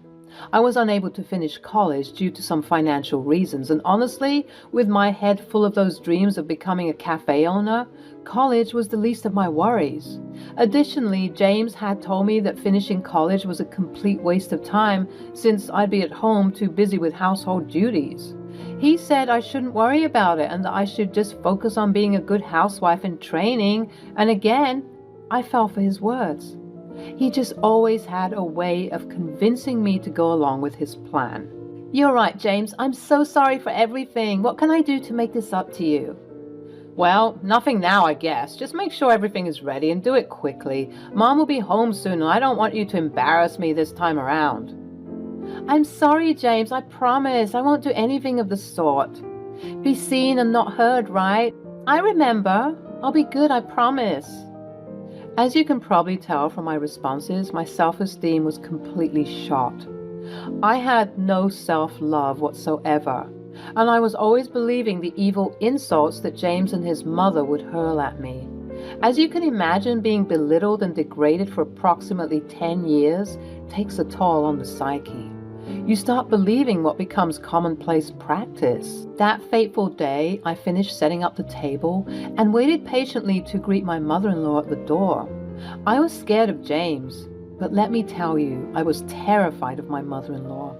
She was just like James, except subtler, more conniving. She would manipulate you into believing she was on your side, but in the next second, she'd betray you without so much as batting an eye. Nonetheless, I stood frigid, with the fakest and hugest smile plastered onto my face, representing completely the epitome of the stereotypical traditional 50s housewife. My husband wanted a pristine, robotic-like Barbie doll to serve him. And at that moment, I realized that he got exactly what he wanted. This epiphany that I had was ill-timed, as at that moment I was snapped back into reality with the shrill voice of my mother-in-law, accompanied by her long and lacquered nails snapping at me, begging for my attention and snapping me out of my trance. "I swear to God, she's deaf, this one. Where did you find her, my sweet boy?" "Honestly, I don't know, Mom, but I guess I'm stuck with her." "How unfortunate." I quickly resumed my role as the obedient and docile slave. I mean, years of conditioning will do that to you. And I proceeded to welcome my mother-in-law into the pristine conditions of my home. "Ugh, what is that pungent smell? It smells awful, Abigail. Please tell me what that is." It's just the apple pie that I've been baking for today's tea time. I tried a new recipe." "God, why?" Before I could answer, James interjected abruptly. "I think she just thinks that she could still be a baker." Both James and my mother-in-law started cackling profusely. I was just glad that my children weren't home to see me endure this. I deliberately left them at my sister's house whenever the wicked witch would bless us with her presence. She would often ask to see her grandbabies, but I'd always come up with the excuse that they were at dance or football practice. It was during intense moments like these that I was particularly grateful for the love that I had for my children. Even though I didn't have it for myself, I adored my babies, and I would never want to subject them to the cruel and harsh realities of their father and their grandmother. The reason why I was so grateful for this is that I could feel the stinging in my eyes and the hoarseness in my throat. I'm sure that my demeanor began to slip as I heard my mother-in-law say, "Ugh, are you serious about crying, Abigail? It's just some light-hearted humor. Honestly, grow up. You have 3 children, for God's sake. Imagine if they saw you right now. Pull yourself together, woman. Speaking of those angels, where are they?" "Oh, well, Miss Adams was unwell yesterday, so she moved dance practice to today, and the kids couldn't miss it because the dance recital is coming up so soon." With a disgruntled sigh, she accepted the excuse and proceeded into our lavish dining room where the event would take place. Phew, another bullet dodged, and thank God I didn't burst into tears at that moment. I quickly ran to the kitchen to check on my apparently disgusting pie, but when I took it out of the oven, I was enveloped by the most pleasant smell. I reveled in that sweet and succulent smell, and for a moment, I was transported to what appeared to be another dimension. I imagined what my life could have been like, running around in my small, warm, and inviting cafe, ringing up orders for loyal customers and newbies alike. And something funny would be happening between the patrons, and we'd all giggle in unison at their fun. And the cafe would be filled with laughter and the sound of people click-clacking away at their computers as they find inspiration in this quaint space for whatever it is that they're writing. Maybe it was a new screenplay for the local theater, or a dark romance novel, or an article on the good news to share with the world. Unfortunately, my daydreaming season was cut short by the heavy thuds of my husband, skulking into the kitchen with a face full of discontent. "I just wanted to make sure everything is ready. You're taking longer than expected. Remember what I said about embarrassing me, Abigail?" Annoyed and irritated by his incessant need for something at all times, I responded by telling him that everything was almost ready and that he shouldn't worry. Perhaps it was the euphoria that I was feeling from my interrupted daydreaming session, I oftentimes escaped into my head when the days were getting particularly stressful. I believe it kept me sane all of those years, but I was feeling particularly brave. Despite being ridiculed just moments earlier about my baking, I wanted to share something. I battled the idea in my head for some time, fighting against the urge to blurt out my desire. And in a rare moment of clarity and joy, I overcame the demons that sought to muffle my voice. Just as James was leaving the kitchen to return to his mother, I blurted out, "I want to try my new coffee recipe." The heavy footsteps stopped dead in their tracks, and my heart dropped simultaneously, realizing what I'd done. I began to berate myself mentally, verbally abusing myself to ready myself for the very real and very scary words that were about to tumble out of my husband's mouth. To my surprise, he marched right up to me, got in my face, and whispered angrily, "I swear to God, if you mention that atrocious thing again, you will regret it. I'm going to make the coffee. Got it?" I nodded profusely, agreeing immediately. Robotic, docile house servant mode activated. I watched him huff and puff his way outside of the kitchen, and I proceeded to bring the food and drink to the table. Upon sitting down and saying grace, my mother-in-law and James proceeded to talk the day away while I sat and ate quietly. Surprisingly enough, my mother-in-law for some reason wanted me to engage in conversation. This was surprising, as she normally didn't do this. My role was to be seen and not heard, remember? But today, for some reason, she sought to strike up a conversation with me. "You know, I joke a lot, Abigail, but I really would have enjoyed seeing just how your business would have blossomed." Did I just hear that? Someone pinched me because this is not real. What? Are you being serious? James's bewildered look was all of the confirmation I needed. My mother-in-law was indeed being serious. "Yes, Abigail, I don't joke all the time. I think you could have made a name for yourself." My eyes began to well up. I mean, this was all of the encouragement I needed. For such a long time, my dream was snuffed out, but now there appeared to be a glimmer of hope. "Honestly, it's not even too late. You could start your business. We will help you." I swear to God, I must have been hallucinating, because this simply couldn't be real. Could it be that the people who have made my life miserable for the past 10 years have finally changed?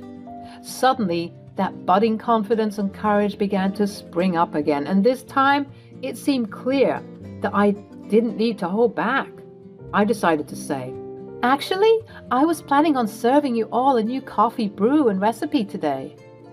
My eyes immediately darted to James, whose glare seared into my soul, but at that moment I completely didn't care. My mother-in-law's eyes widened with surprise.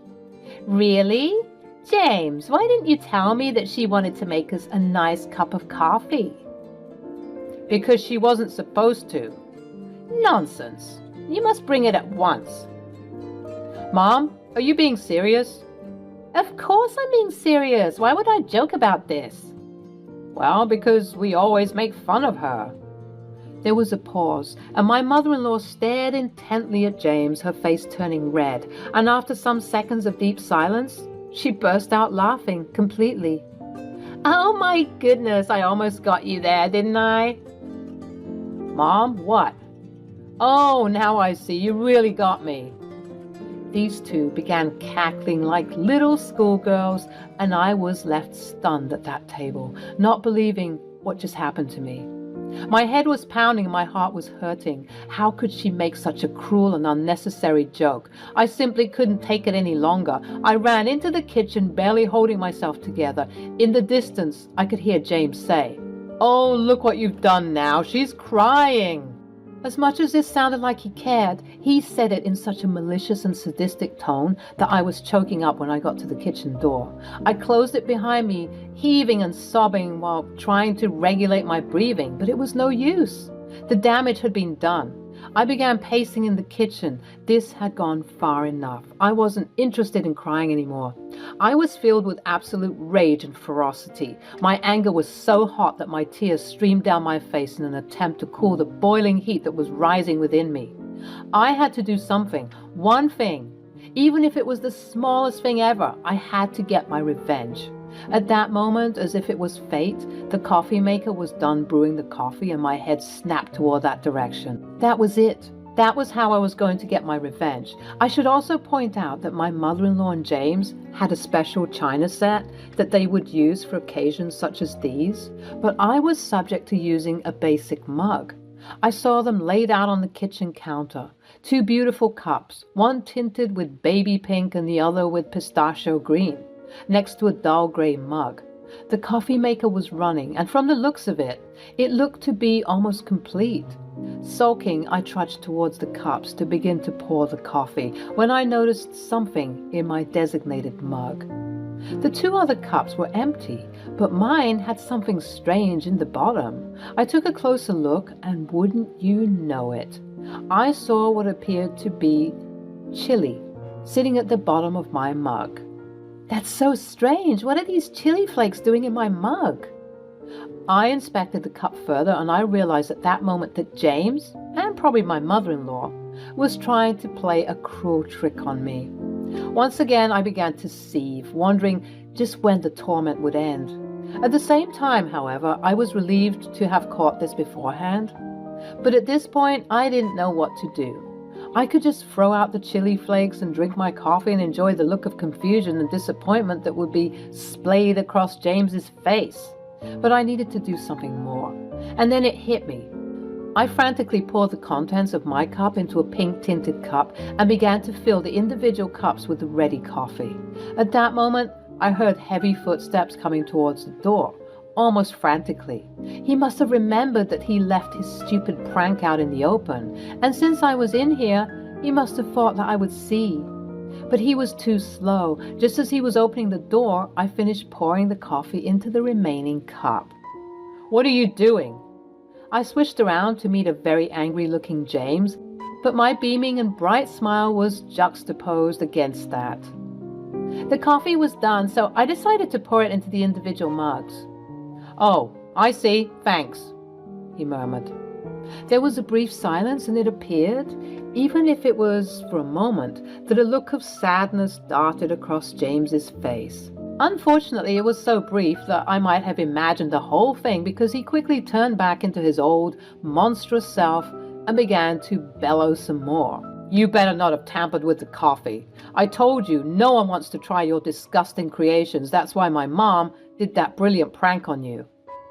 He began to snicker all over again, and he walked up to me to receive the tray.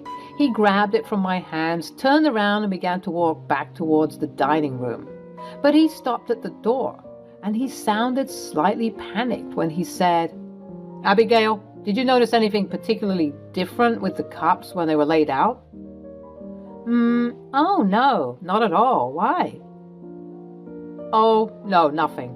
I began to follow behind him, not wanting to miss the debacle that was about to ensue.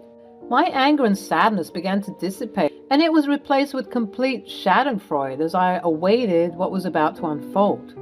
I sat down at the table, and my mother-in-law noticed the very alarming shift from being on the verge of tears moments earlier to being somewhat chipper.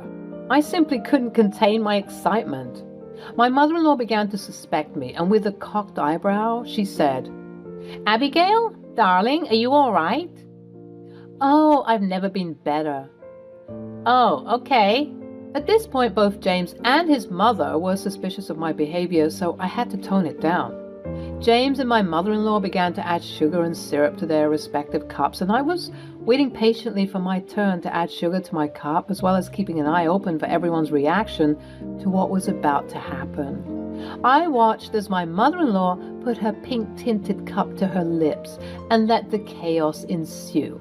She took one big swig, big mistake, and her face re-emerged, twisting and contorting in disgust. "James, what's wrong with this coffee?"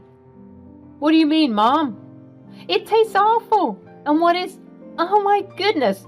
Oh my goodness!" My mother-in-law's face got redder and redder. It looked like she was swelling up, honestly. Her tongue was out, panting like a dog, and she was tearing up. "Why on earth is my coffee hot?" "It's coffee, Mom. It's supposed to be hot." "No, my tongue is on fire!" My mother-in-law stood up from the table, pacing around frantically and crying about how painful it was. Some of you might call me sadistic, but honestly, I reveled in that agony. And don't worry, it wasn't too bad. Everyone needs a little spice in their lives. At this point, James gets up to try and calm his mother down, but she was gunning for the milk and glugging it all down. With both of them baffled about what just happened, I decided to take action. "Oh, James, silly me. Completely forgot. I did see something different in the mugs. I noticed that my mug had some flavor enhancers, and as much as I appreciate you kindly adding them to my cup, without my permission or consent for that matter, I simply did not want them. But I thought that maybe, just maybe, your mother would enjoy them much more than I would. And so I decided to dump the contents into her cup instead. I hope you enjoy the coffee. It's my special blend." Both of them were looking at me with utter hatred and disgust. You worthless, hopeless, slimy little ingrate." Somehow, even though my mother-in-law was yelling at me and James looked like he wanted to snap my head off, I was completely fine. I think my body and spirit at that point were completely drained of any empathy and love to give to people who made it their daily mission for the past 10 years to inconvenience me and make my life miserable. It was time that I got my revenge, and honestly, it felt so good. Of course, both James and my mother-in-law were hurling insults at me, but as I mentioned, I was quite calm during all of this. I calmly stood up, headed up to my bedroom, packed an overnight bag for myself and my children, and proceeded to walk to the door. As I tried walking back downstairs to face the mess, I was reminded of just how miserable it truly looked. My mother-in-law was trying her best to soothe her sore tongue, and James was looking very afraid, a face that I have had for a long time. The irony didn't miss me, trust me. I approached the scene and took a deep breath. "You two have made it your mission to destroy my life. For the past 10 years, I enjoyed your petty comments and downright narcissistic and manipulative behavior. But enough is enough. I have more worth in my big toe than both of you have combined. I'm officially done with you, James, and I'm going to stay with my sister until I have everything figured out. And of course, I'm taking the kids. Have the day and life that you think you deserve. Goodbye." And with that, I managed to march outside of the house with my head held high, leaving the debacle behind me and subsequently tuning out the hurtful words they were spewing, all the while I was gathering my things and leaving. I'll admit, during the drive to pick up my kids, I broke down. My emotions were the purest form of bittersweet. Feeling such a conflicted array of emotions was quite overwhelming. I was happy because my spirit was finally at ease. I left a very toxic household that I could no longer endure. Additionally, I was also obviously upset because the realities of the situation began to dawn on me. What if she presses charges? Is she okay? Maybe I went a bit too far. But I pushed those thoughts away. She was a grown woman, and honestly, she just needed some milk to deal with the pain. Well, you might be wondering what the aftermath looked like. Let me tell you. The way my life has been changed for the better is quite miraculous, and dare I say impossible. But every day I'm grateful for the position I'm in. After that debacle, I stayed at my sister's house with the kids for a couple of nights, all the while avoiding calls from James and my mother-in-law. I was not ready to speak with them. Eventually, though, I did have to face the music, and I returned to the home that held so much pain for such a long time. And James and I sat down to have a discussion. Just as you'd expect after figuring out what type of person James is, he proceeded to blame everything on me, saying that the reason why I was so unhappy was that I didn't get to fulfill my dream, a dream that he snuffed, by the way, and that I was taking out my frustrations unfairly on him and his mother. I, with my newfound strength, interjected, rejecting his pitiful attempts at gaslighting me into believing that I was the problem. My mother-in-law eventually emerged from a nearby room, approaching me angrily, but I calmly informed her that if she hadn't made my life a living hell, as well as birthing the literal spawn of Satan, she wouldn't have gone through what she went through. Karma is real. I would say I'm sorry, but I'm not. I do hope you find peace with yourselves and stop being such angry and vicious people, but honestly, I highly doubt anything will change. 2 months down the line, I filed for divorce, and because of the years of evidence that showcased the emotional abuse I went through, I got full custody of the kids. I started dating again, and I eventually found a genuinely kind-hearted man who treated me like a queen and treated my children like his own. It also didn't hurt that he was rich, and he was all for supporting me and my unfulfilled dreams. 2 years later, I was married to a beautiful man in an even bigger and lovelier home with my beautiful children and 3 dogs, as well as my cafe called Chestnut, right down the street from where we lived. I honestly couldn't be happier. And the last I heard of James is that he got a DUI, as well as some other small charges for disorderly conduct and inappropriate public behaviors. Let's just say that people don't want to do business with someone who has a tainted record like that. And so his businesses started crumbling. In regards to my ex-mother-in-law, I'm sure she's avoiding all chili as much as possible.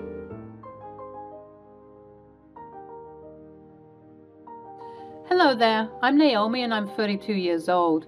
I have a 5-year-old son named Freddie, and he is the light of my world. Unfortunately, it turns out the same cannot be said for his dad and grandma, as I have a harrowing story to tell that still sends chills down my spine to this day.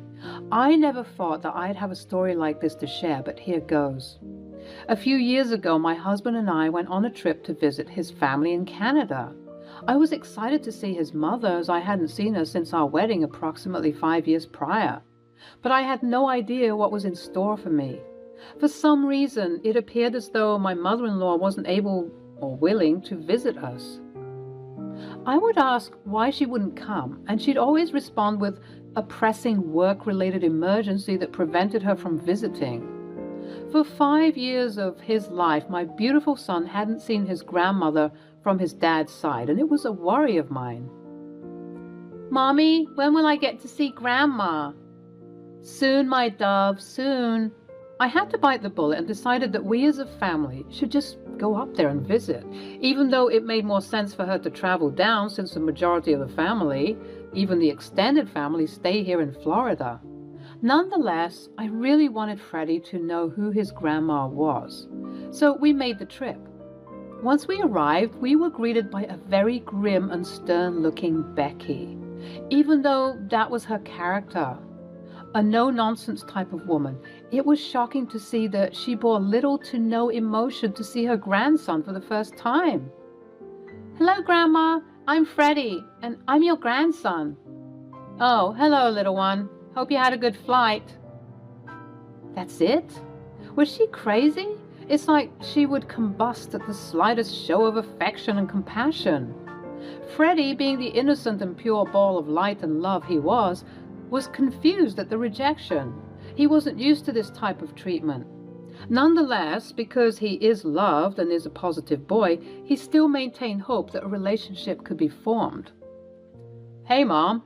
"Hello, son. How are you?" "I'm good, thank you. Let's go home. I'm freezing. Can't believe I forgot how cold Canada could get." "You should move back up here. It's better than Florida." "I don't think we can. We have so much down there. It would just be impossible. But you can work remotely, right? And honestly, you shouldn't even be working. You should retire and rest, Becky. Why not move down to Florida and be closer to us?" "And be closer to all the half-naked hooligans and miscreants? No, I'm fine here in my cold and cool weather." Cold and cool were understatements. We were practically freezing. I made sure to bundle up Freddie in as many layers as possible. He'd never really been in contact with this level of coldness in his life, so I was extremely worried. But for whatever reason, his grandma was obsessed with the cold. So much so that on the second day of our stay in Canada, she said this at the breakfast nook. "Let's go for a walk." "A walk? In this weather? Wasn't there a forecast for a blizzard later on today?" "What's a blizzard, Daddy?" "It's a cold snowstorm that's windy and very scary." Oh no! Right, very scary. I don't think we can do that, Becky. Oh, come on. If you keep coddling that baby, he's going to grow up to be a wuss. You have to show him the harsh nature of reality. He's 5 years old, and it's a blizzard, Becky. I don't think that argument applies here. Really? You want to disrespect me in my home? No, not at all. I didn't mean to disrespect you. I'm sorry if you're offended. I just think that... Okay, good. So we can go then. Mom, I don't think it's a good idea. It's to your favorite spot, Jack. Remember, behind the rock near the waterfall? Really? The last time I was there, I was probably 5 years old. You see? How momentous would it be to show your son, who is the exact same age as you were all those years ago, one of your favorite spots in Canada? You do have a point. Plus, we're two experts in Canadian weather, and we'll make sure everything is okay, so please don't worry, Naomi. We can do this. Okay, only if you're sure. Because I don't know anything about this, and obviously Freddie doesn't either, so please let's remember to stay close. Yeah, of course, don't worry. We began our trek towards the supposed favorite spot. How someone could enjoy this cold weather this much? Maybe it's because I'm a Floridian, but I would rather skip out on the debilitating coldness of this place. Regardless, I had to make sure that Freddie was enjoying himself, and the only reason why we continued to do this was that every time she saw his face, it was lit up with joy and amazement at what he was witnessing. At some point, though, I began to feel tired, and I could tell that Freddie was tired too, but he didn't want to complain because he wanted to bond as much as possible with his grandma. Along the way, we passed an old-looking cabin with puffs of smoke coming out of it. Look, a cabin! Yes, sweetie, it's a cabin. Guys, is it okay if we stop and rest for a while? Perhaps the people in the cabin would be willing to house us for a while. We are in Canada after all. You Canadians are super nice. That's not funny, and it's actually a bit derogatory to insinuate that all of us are kind. Oh, I'm so sorry. I was making a joke. I didn't realize it was in poor taste. Yeah, well, it seems as though you don't know a lot of things you do are in poor taste. How rude. We continued along the path, getting wearier by the minute. I carried Freddie, and his added weight wasn't helping me in my alertness. Off in the distance, I could see Jack and Becky moving with speed. I called out to them, telling them to slow down. Oh, come on, you slowpokes. I'm 65 and I'm better than you two. Hurry up. As I mentioned earlier, we don't do this often. Hurry up, you're going to miss the best part. What? I can't hear you. Please slow down. At this point, Jack and Becky appeared to have disappeared. The snow was getting worse, and it seemed like the aforementioned snowstorm was about to hit us. All around us was just white. Freddie began to cry, and I was getting extremely worried. The cold wind howled through the seemingly empty forest, whipping snow into my eyes and stinging my skin. I held my son tightly against my chest, trying to shield him from the biting cold as we trudged through the knee-deep snow, searching for any signs of help. Hours had passed since Jack and Becky had left us stranded in the middle of nowhere, miles away from the nearest town or shelter. She had taken my husband with her, leaving me and my son to fend for ourselves in the freezing wilderness. I was furious with her and my husband, but more than that, I was terrified for my son's safety. Mommy, it's so cold. I want to go home. I know, my baby. I'm so sorry about all of this. I promise you. I'm going to find help for us, okay? Don't you worry one bit. As we stumbled through the snowdrifts, I could feel my body growing weaker by the minute. I knew that we couldn't survive out here for much longer, and finding a place for safety was the top priority. But just when I thought that all hope was lost, a faint light appeared in the distance. We stumbled towards it, half blind and half frozen, until we finally reached the small cabin from before. With its puffs of smoke still billowing in the harsh wind, nestled in a clearing. With what little strength I had left, I knocked on the door as hard as I could and then slumped into it. Now, who could... Oh, Harold! Get some boiling water and some blankets right now. A kindly old couple took us in. They were so gracious as to allow us to remove our frozen clothes, have us bathe in the water they drew for us, and sit us by the fire with a fresh pair of clothes, and gave us hot soup and blankets to wrap ourselves in. As we huddled together in the warmth, my anger and frustration began to boil over. How could they? How could they do that? I hope they freeze out there. There are more people out there? We have to go and get them. No, don't bother. It's my good-for-nothing mother-in-law and husband. They left us out there to freeze.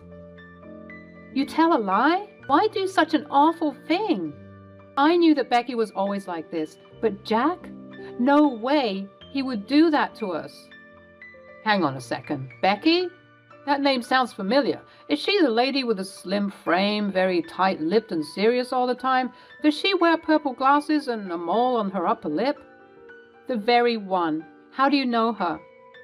She usually treks throughout these parts, but such an odd thing to do during this time when snowstorms are plentiful. As a matter of fact, I've never seen her around here during this time of the year. How peculiar. Now, sweetheart, please tell us how you know her. I'm her daughter-in-law. We came to visit from Florida because she hadn't seen her grandchild, Freddie, ever since he was born. I really wanted for them to bond and get to know each other, but she seemed disinterested even after we came all this way. Freddie was nestled with me, fast asleep in my arms, with a smile on his face. Thank God he made it. Thank God he was safe. How his little body survived all of that still remains a wonder to me to this day. But the more I looked at him, the more frustrated I grew at his useless father and grandmother.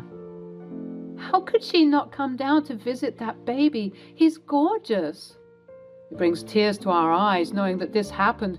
You see, we don't have any children of our own. We couldn't bear any children, so we decided to come out here and live on the mountaintops. It's the life that we've always wanted, but we just can't fill the missing gaps in our hearts. So to hear that someone privileged enough to have such a beautiful grandchild has chosen to be complacent is something that we cannot forgive. You know, I've always had a strange feeling about Becky. I've told you this, Harold. That woman is not all right in the head.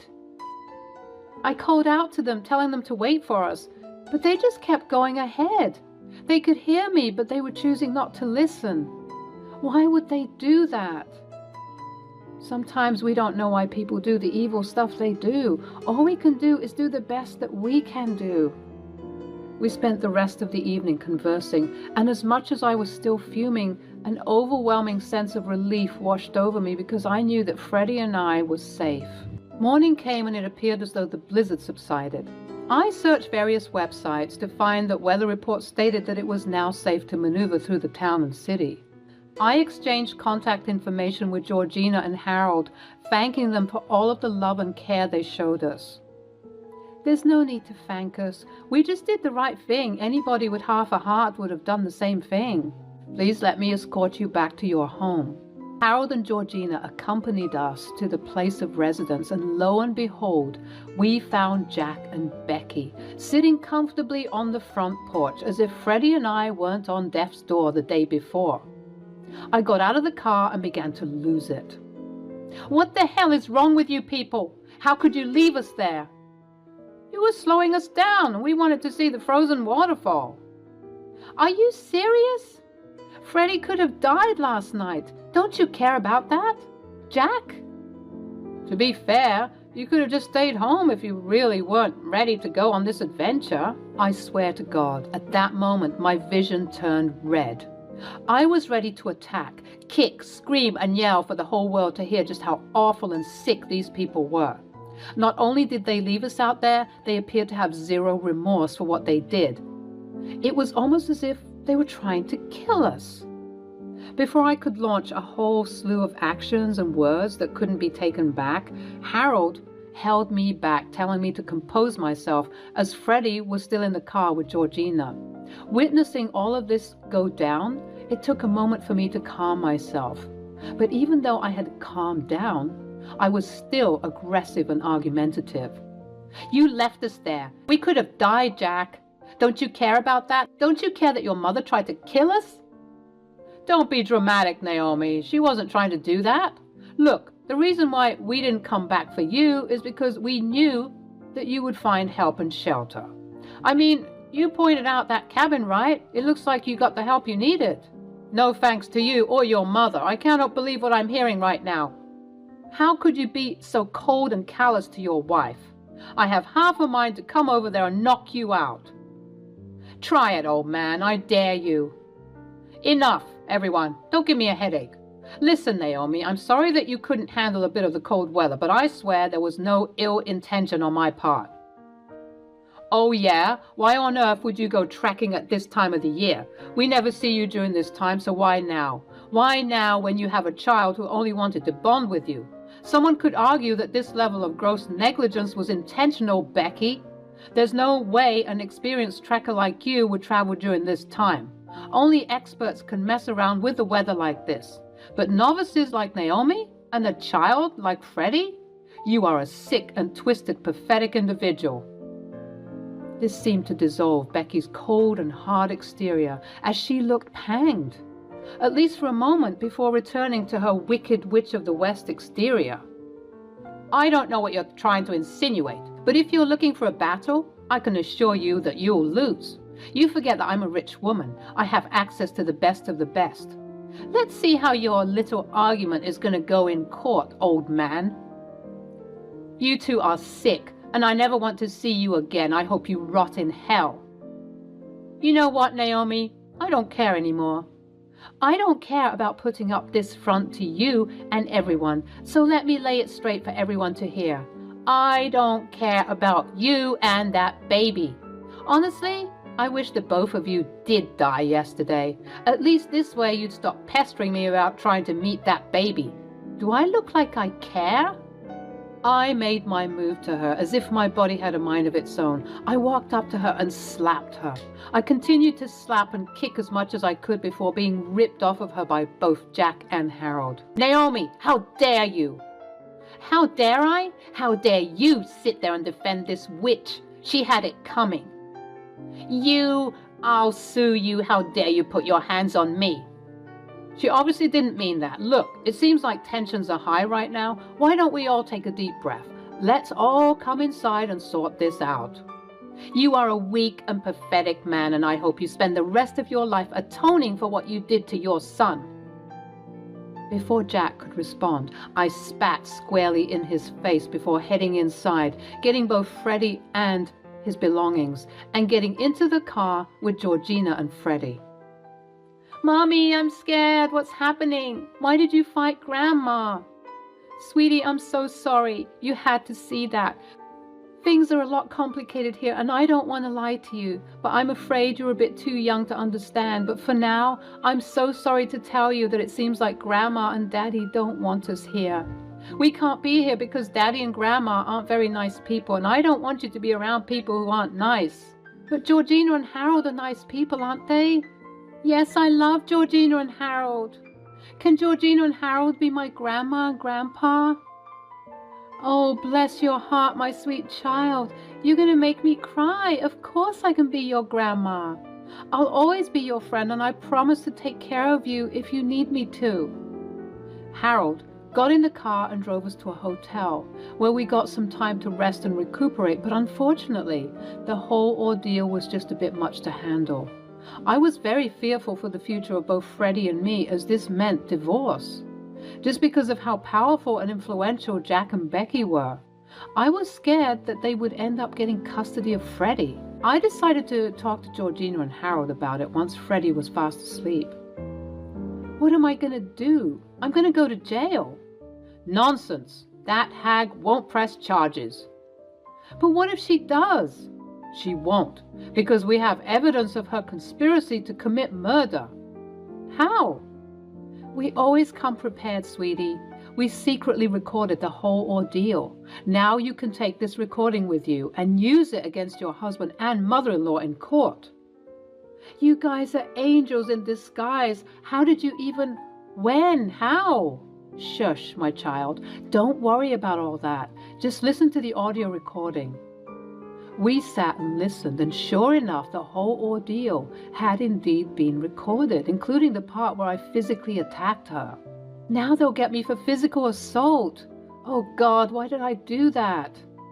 Now you listen here, my child. You did what any loving mother would have done. You're a mama bear, and you simply protected your child. Honestly, I wish that Harold and Jack didn't stop you. I knew you would have taught her a good lesson. But the thing is, if you did beat her up properly, her scars and wounds would have healed. You have to hit her where it hurts, her money. You have to sue her for everything she has, get a divorce from that man, and flee with all of that money. But the recording, you could clearly hear me hitting her. What are you talking about? Just then, Harold selected the audio clip section of my attack and deleted it. I don't hear anything of you fighting someone, and I certainly don't hear anyone threatening to take you to court. I was overwhelmed. I was so grateful for these people. I swear that they were indeed my guardian angels. The next day we set off for back home. I was all the while ignoring calls and texts from Jack and Becky alike. I think they were trying to do some damage control. I don't know why it took them this long to realize what they did was wrong, but I didn't care. It was too late for sorry, and let me explain. When I got home, I began to construct my case against my mother-in-law and Jack. I got the best lawyer I could find with the money I had, and we presented this case. Thankfully, even though it took some time, I managed to win the lawsuit against her. She paid me a settlement of $1 million, and I was beyond shocked that I was able to get that much money out of her. It didn't help that she was sending me death threats as we were fighting this battle. As for Jack, we obviously got divorced, and because of the part that he had to play for gross negligence, he too had to pay me some money, on top of the already devised alimony and child support that he was meant to pay. With this influx of funds, I was able to restart my life. I opened a daycare near my home and began a booming business. I named it Georgina's Playhouse. I also managed to fly Georgina and Harold out to Florida to celebrate once all of the settlements were finalized. Cheers to a new life for Naomi and Freddie. I hope they prosper. Hear, hear. Cheers. Cheers, Grandma and Grandpa. I love you guys. Not only did I get rid of toxic cancer that was my ex, mother-in-law, and ex-husband, I gained a lot of money and love from the right sources, people. Georgina and Harold are even entertaining the idea of moving down to Florida. They've been in Canada their whole lives. Maybe they needed a bit of sun and warmth for a change. Regardless, I'm very grateful for this new chapter in my life.